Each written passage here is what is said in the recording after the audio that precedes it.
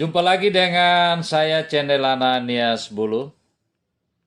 Hari-hari yang kita jalani, berbagai sikap, berbagai tindakan dapat mempengaruhi hasil yang kita raih dan perjalanan yang kita jalani.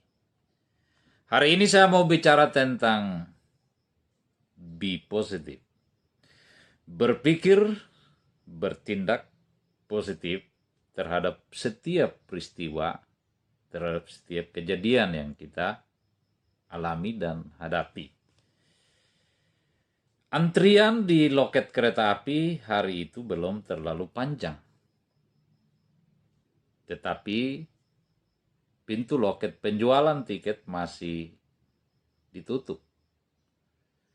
Ada seorang bapak menyusuri pagar, terus berjalan melewati orang-orang yang antre menuju ke pintu loket untuk melihat jadwal keberangkatan kereta hari itu. Tiba-tiba ada seorang pemuda di antrean nomor urut 4 menegur bapak itu. Pak, antri dong pak, main nyerobot aja, kayak orang nggak berpendidikan. Ketika saudara menghadapi situasi seperti itu, sikap apa yang kita bisa lakukan? Berikut ini kemungkinan yang menjadi respon kita. Marah, atau mendekati dan menjelaskan kepadanya bahwa saya bukan mau membeli tiket, tetapi saya hanya mau mencek jadwal keberangkatan. Ataukah kita akan membalas karena ia lebih muda daripada kita, lalu memarahinya atau mengatainya? Atau kita akan tersenyum dan meminta maaf kepadanya? Atau kita akan berjalan terus tanpa mempedulikan si anak muda itu? Jika dikelompokkan, maka tentu ada dua kelompok dari sikap itu, yaitu bersikap positif dan bersikap negatif. Bersikap positif tentu saja tidak berkaitan dengan berapa umur,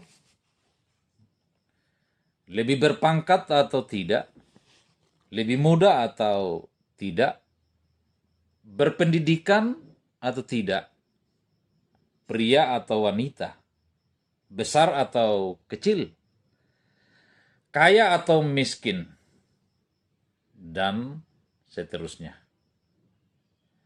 Mana yang menguntungkan kita dari dua respon tersebut? Dengan kepala dingin, kita bisa memberikan jawaban dengan percaya diri.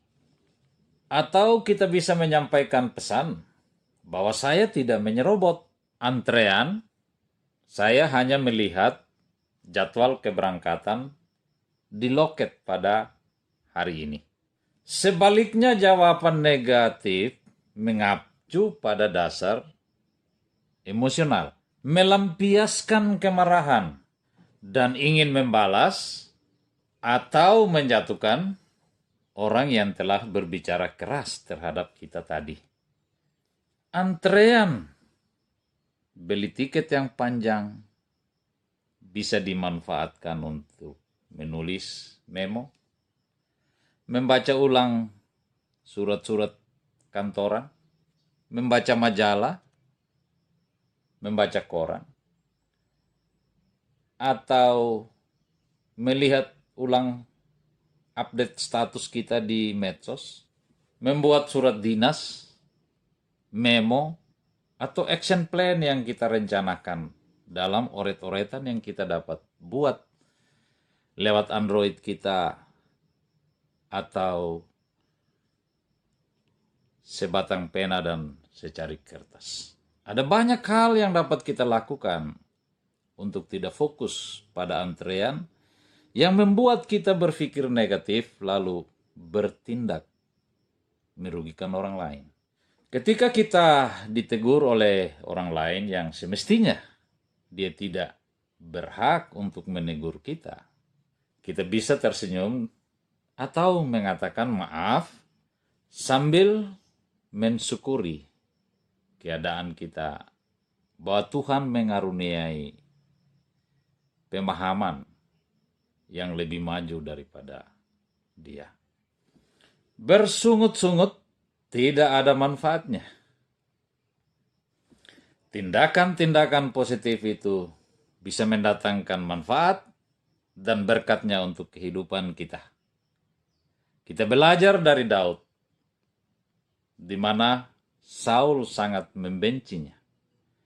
Tetapi ketika ada kesempatan Daud untuk membalaskan dendamnya dengan membunuh Saul,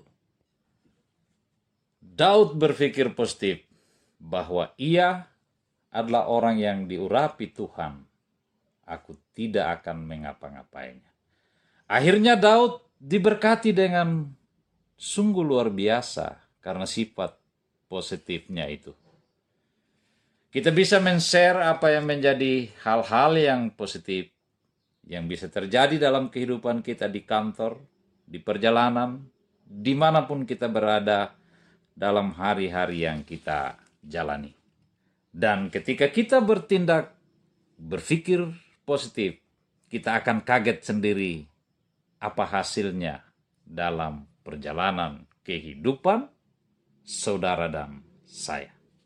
Sikap positif menunjukkan bahwa seseorang telah matang atau dewasa, baik dari segi pikiran, tutur kata, dan kebijakan. Be positive thinking.